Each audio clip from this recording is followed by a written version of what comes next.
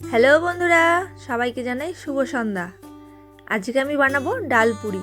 প্রথমে আমি ময়দা নিয়ে নিয়েছি আর তার সাথে 1 বাটি আটা পাইল দিলাম। একটু আটা দিলে কি হয়, বেলতে সুবিধা হয়। স্বাদ মতো নুন দিয়ে দিলাম আর চিনি দিয়ে দিলাম। এবারে ওইটাকে আমি ভালো করে মাখিয়ে অল্প পরিমাণে রিফাইন দিলাম, যেটাকে বলা হয় ময়ন। এবার এই সবগুলো আমি ভালো করে মাখিয়ে এবার এটাকে জল দিয়ে মাখাবো।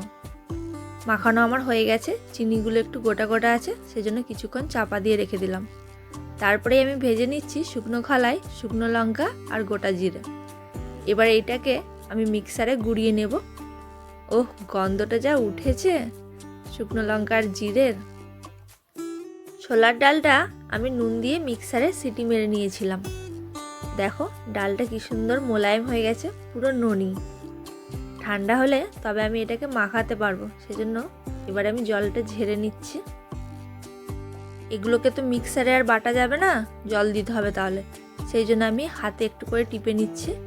ডালটা ভালো সিদ্ধ হয়ে গেছিলো বলে একটু টিপতেই পুরো মিহি হয়ে গেছে। চিনির জন্য একটা সাদা ডেলার তুলে রাখলাম আর এবারে আমাদের ওই শুকনো লঙ্কা আর জিরে গুঁড়োটা দিয়ে দিলাম।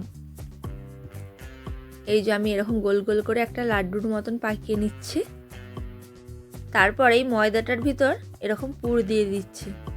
তেলটা আমি আগেই গরম করতে দিয়ে দিয়েছি। এবার আমি একটা একটা করে বেলে নেব। এই বৃহস্পতিবার হলেই এত খাওয়ার প্রবলেম হয় না, কি খাবো কি না খাবো ভেবেই কুল পাই না। এবার আমি একটা একটা করে ভেজে নেব। ডালপুরি আমি ফার্স্ট টাইম ট্রাই করছি।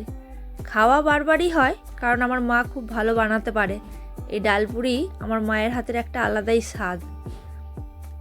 এবারে দেখি ফার্স্ট টাইম বানাচ্ছি, খেয়ে আর কীরকম লাগে। মায়ের মতন তো অত ভালো হবে না, কিন্তু খাওয়ার মতন চলে যাবে। ডালপুরিটা এত ঝালঝাল হয়, সেই জন্য ডালপুরির সাথে একটু মিষ্টি মিষ্টি কিছু হলে ভালো লাগে। সুমনকে তো মিষ্টি আনতে বলেছি, সে আবার কি করে। এই যে ডালপুরিগুলো আমার সব ভাজা হয়ে গেছে। আজকে ডালপুরির সাথে আছে সয়াবিন কষা। সুমনের আসতে অনেকটাই রাত হয়ে গেছে, দোকানদানি সব বন্ধ হয়ে গেছে, সেই জন্য আজকে সয়াবিন কষা আর ডাল